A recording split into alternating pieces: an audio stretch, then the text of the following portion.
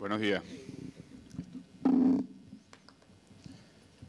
Muchísimas gracias, señor rector, autoridades universitarias, profesores presentes, queridísimo profesor y amigo, doctor Miguel Mónaco, profesor España, la profesora Cardoso y todos los amigos presentes. Creo que es muy importante que nos congreguemos en medio del fragor de la batalla y el conflicto en el cual está el país, a reflexionar sobre la gravedad del momento, no solo para darle sentido de finalidad a lo que estamos haciendo, a la lucha en la cual estamos trabados, sino también para comprender la gravedad de esto que nos está acechando, especialmente la cuestión constituyente. Hay una suerte de bálsamo para la opinión pública el día de ayer porque ante las dudas sobre la participación o no de la unidad democrática en el proceso constituyente, cosa que no estuvo planteada nunca, la unidad fue muy firme el día de ayer, emitió un comunicado en el cual 26 partidos de manera unánime reiteramos que no compareceremos ante ese proceso constituyente y de manera muy concreta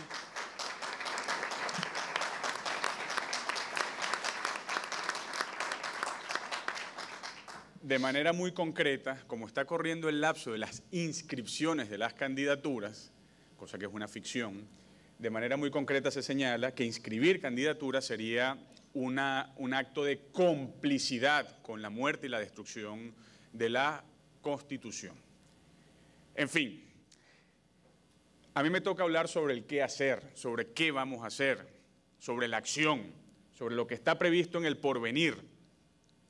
Creo, sin embargo, que es importante tratar de hilar hasta llegar a lo que considero que es el pecado de origen de nuestra situación constitucional, de nuestra enfermedad constitucional. Y quiero hacerlo con una anécdota. En el año 1999, yo venía como un joven estudiante de Derecho de 18 años de la provincia valenciana a estudiar aquí en Caracas. Y existía la incertidumbre sobre qué iba a pasar con el país y con los estudios de Derecho cuando estaba transcurriendo un proceso constituyente, qué íbamos a estudiar, qué ocurriría. Y recuerdo haber escuchado a un jurista, un sabio, el doctor Enrique Pérez Olivares, en ese momento diciendo: hoy el país, en cierto modo, adversa la Constitución de 1999, pero llegará el momento en el cual el país entero estará congregado para defender la Constitución de 1999, no solo porque será la Constitución nacional, sino porque será el único abrigo con el cual podamos combatir la dictadura. Y eso a mí me pareció casi profético. Es lo que está ocurriendo hoy, en este momento. Y ese congregarnos, nosotros, en torno a la Constitución, para defenderla, tiene que ver con una suerte de patología de pueblo que nosotros tenemos. Y me tomo un par de minutos antes de entrar a la acción. En nuestro genio, en nuestro ADN, lamentablemente, lo podemos vencer, pero es así, tenemos una suerte de propensión autocrática. Y esa propensión autocrática, que pesa sobre nuestros hombros de pueblo, se manifiesta en una suerte de rochela o bochinche constituyente. En nuestra historia ha prevalecido la idea, también lamentablemente, de que los problemas se solucionan con un nuevo texto formal, o ha prevalecido la idea, la han querido hacer imperar, la idea según la cual el problema no es la dictadura, no es la autocracia, sino el texto o la confección de los textos constitucionales. Por eso hemos tenido muchísimas constituciones, muchísimas constituyentes y muchos actos de rangos constituyentes, decretos con los cuales se ha pretendido gobernar este país. Ahora, el pecado original, lo que creo que es el pecado original entre nosotros. Hay un libro que es canónico, básico, que es Historia de la Teoría Política, de George Sabin. Él tiene una frase allí que yo no comprendía completamente, hasta este momento, o me ha servido mucho. Dice Sabin, para la acción política, para los hombres de acción, son muy importantes las ideas, eso está claro. Pero ponía un ejemplo, decía, nadie puede negar, por ejemplo, que Montesquieu o Locke, sobre todo Locke, influyeron tanto o más que Washington, que Madison, que hombres de acción en la Revolución Norteamericana. Las ideas pesan para la acción. Y eso entre nosotros se verificó en el año 99, porque en el año 99, a punta de ideas torcidas, hubo una corrupción del concepto jurídico de pueblo, lo que es el pueblo, y eso lo padecemos hoy en día. Es decir, estos barros de usurpación y de fraude constituyente están conformados por algunas ideas que se asentaron en nuestro hacer constitucional en 1999. Y digo que supone una corrupción de la idea de pueblo por lo siguiente. La idea de pueblo ha sido tratada en dos tradiciones.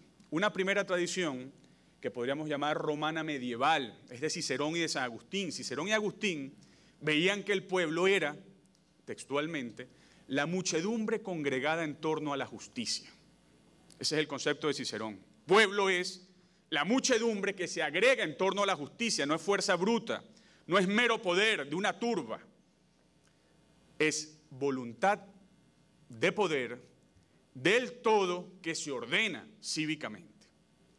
Pero ante esa tradición emergió otra tradición moderna, contemporánea, moderno-contemporánea, que es la de Carl Smith, que ha citado el profesor Mónaco. Carl Smith desempolva un texto del famoso Abad de Assayes, que se titula ¿Qué es el tercer estado? O ¿Qué es el estado llano? En donde Sayes viene a decir lo siguiente, dice, no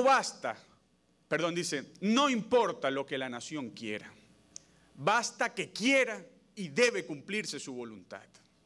Es decir, no importa que haya justicia, no importa que haya formas de derecho, si la nación quiere algo, debe cumplirse. Y eso lo asume Carl Smith en su célebre manual, Teoría de la Constitución, formula la teoría del poder constituyente, la teoría de la aclamación, y entonces le agrega, le hace un añadido, dice, Sayes tenía razón, lo que la nación quiera no se puede coartar. Y entonces Smith agrega, dice, y no solo es que no se puede coartar, sino que no existe ninguna forma civil, ninguna forma jurídica que pueda constreñir el poder constituyente, el poder del pueblo. Esa quiebra, esa concepción del poder del pueblo fue lo que prevaleció en el año 99 en Venezuela. En el año 1999, cuando buena parte del país, o bastante parte del país, se quería meter en el tema constituyente para alcanzar una nueva constitución,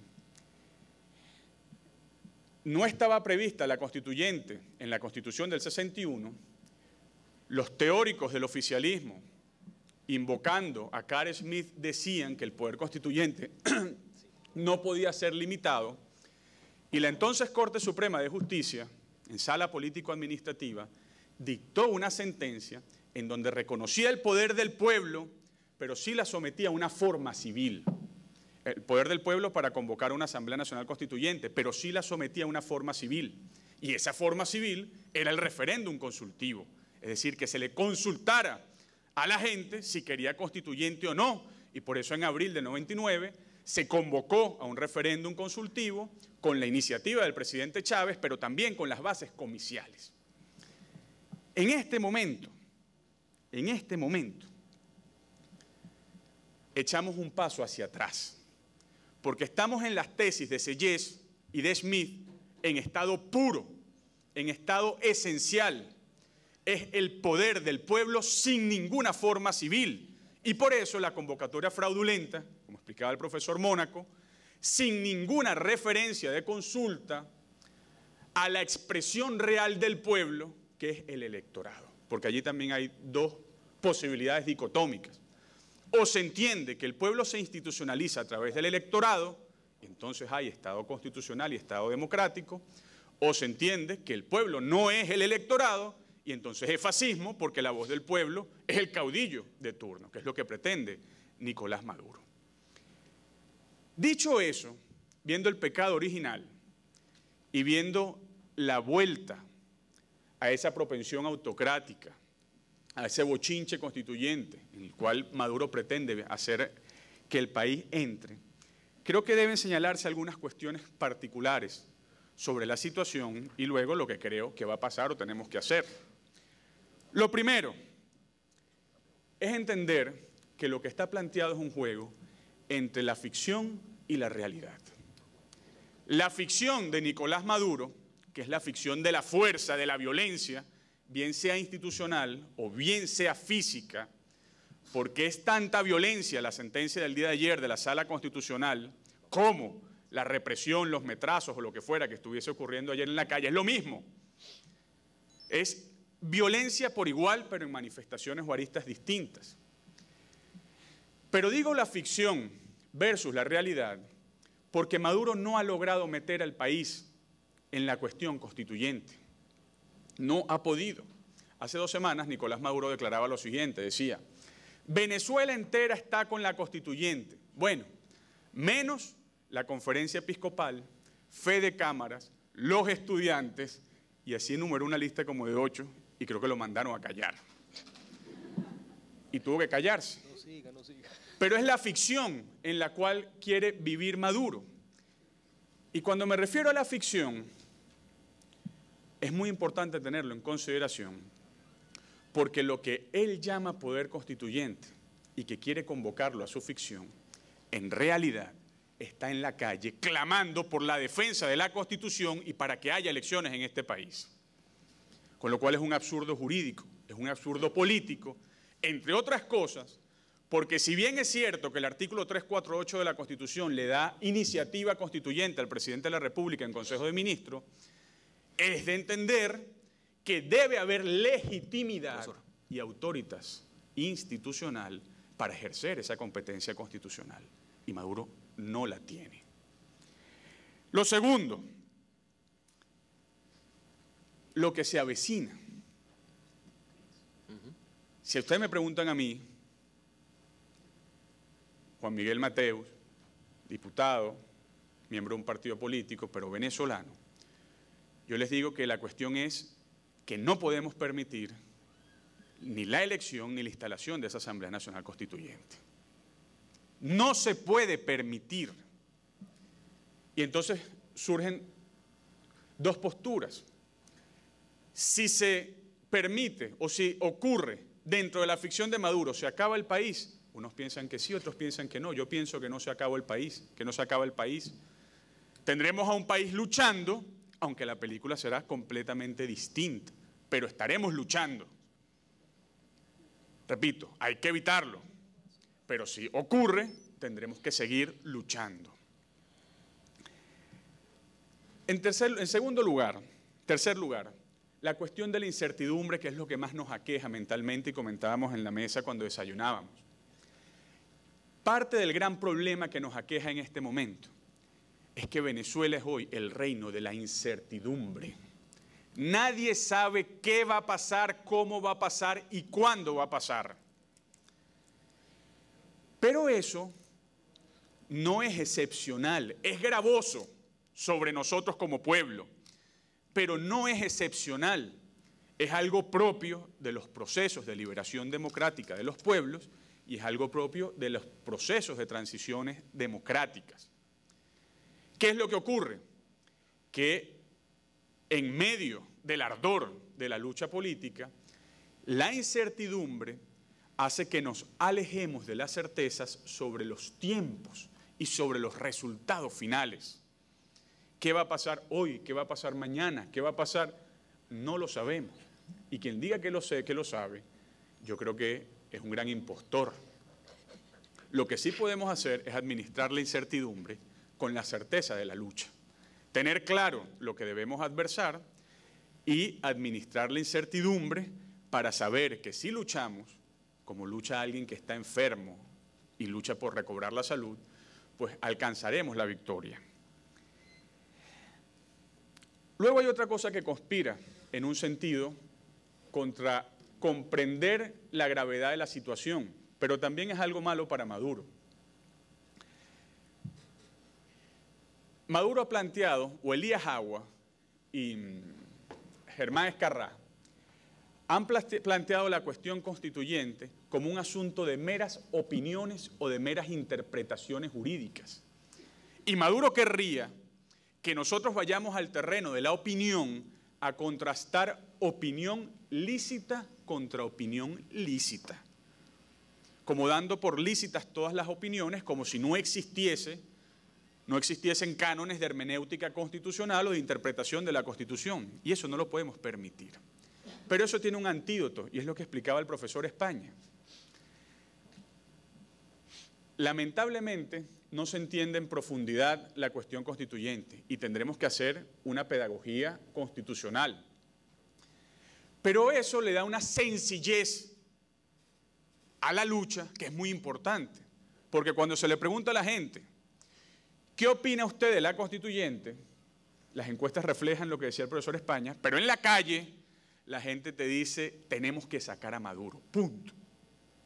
O sea, el problema sigue siendo Maduro y el problema sigue siendo el régimen y rescatar la institucionalidad. Otro punto, la falta de consentimiento. Célebre principio del gobierno por consentimiento de Locke. Todo régimen se mantiene por el justo o injusto, todo régimen justo o injusto se mantiene por el consentimiento de los gobernados. Pues Maduro no tiene consentimiento. Si se tuviese que hacer una relación de procesos constituyentes de la mitad del siglo XX, por ejemplo, hacia acá, no hablo de lo traumático del siglo XIX venezolano, pero del siglo XX para acá en el mundo entero, las constituyentes generalmente ocurren como una contratuerca, un proceso de transición, o también recientemente tienen cursos democráticos. Pero una constituyente con un país ardiendo es un contrasentido por una única razón, pero que es poderosísima.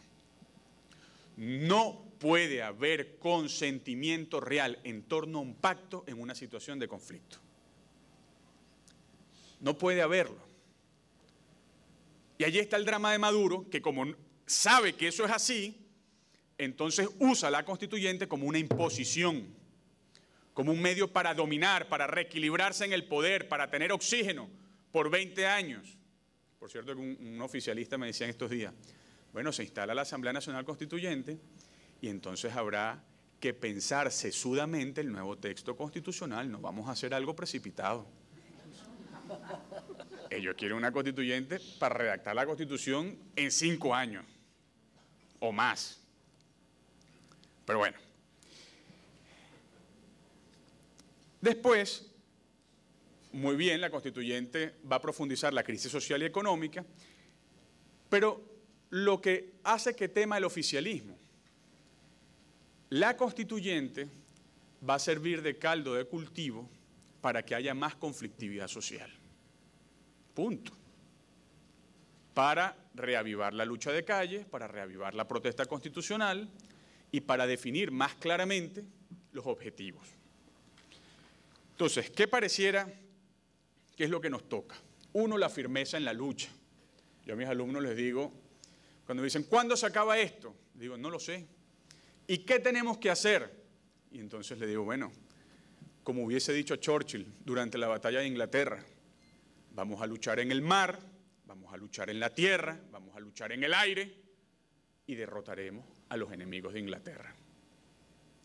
Lamentablemente ese es el programa, una conciencia firme de lucha en donde todos queremos que el triunfo advenga cuanto antes, pero nos hacemos un favor psicológico y mental si no le quitamos gravedad a la lucha, pero si comprendemos que triunfaremos, pero no podemos ponerle el timing concreto.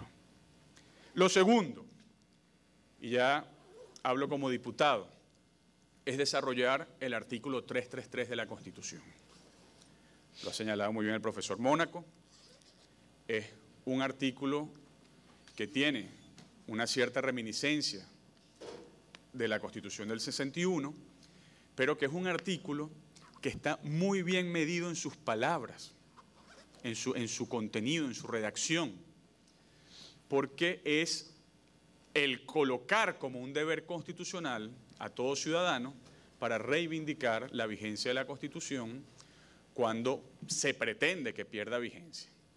Vamos a una duplicidad de constituciones, quizás, pero en ese sentido hay que tener conciencia siempre de que la Constitución es la de 1999. Lo demás sigue siendo la ficción, sigue siendo el invento de Nicolás Maduro, y el mundo lo reconoce. Lo tercero, la calle, lucha de calle, protesta de calle, y algo que creo que es muy importante, entender que la Asamblea Nacional y que los partidos políticos no podemos monopolizar la lucha por la defensa de la Constitución. No podemos. La defensa de la Constitución y el rescate de la democracia es de la sociedad entera. Nosotros tenemos nuestro rol, tenemos nuestro papel, pero es la sociedad en todas sus expresiones la que debe defender la Constitución y la que debe congregarse en torno a la Constitución. Lo cuarto, lo internacional, lo refería la profesora Cardoso. El 19 de junio, si mal no recuerdo, es la sesión del Consejo General de la Organización de Estados Americanos, una fecha muy importante, muy importante. Ayer no perdimos, por cierto, se ha creado la matriz de opinión de que perdimos, y no es verdad, no perdimos porque aunque no hubo una resolución expresa, el principal punto de preocupación fue el fraude constituyente y así se expresó en ese cuerpo colegiado que deliberaba sobre la cuestión venezolana. Y por otro lado, hay algo que no se dice mucho, pero se hizo que el gobierno volviera, que el gobierno volviera a las instancias de la OEA.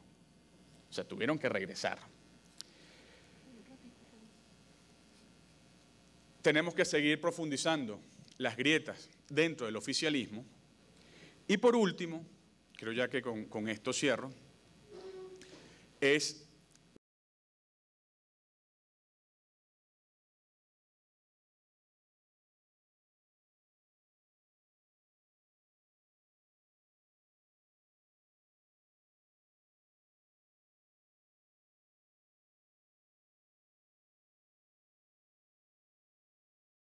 individual se liberaba de la mentira y eso luego fue tejiendo en toda la Europa del Este y entonces se hizo la libertad de la conciencia y se hizo la libertad política y social. No permitamos que entremos a la ficción de Nicolás Maduro y sigamos en la calle defendiendo la Constitución con eso que Juan Pablo II llamaría esperanza responsable, es decir, luchar por todos los medios con la certeza de que la providencia no nos abandona, pero poniendo lo que nos corresponde a nosotros, es decir, a Dios rogando y con el mazo dando. Muchísimas gracias.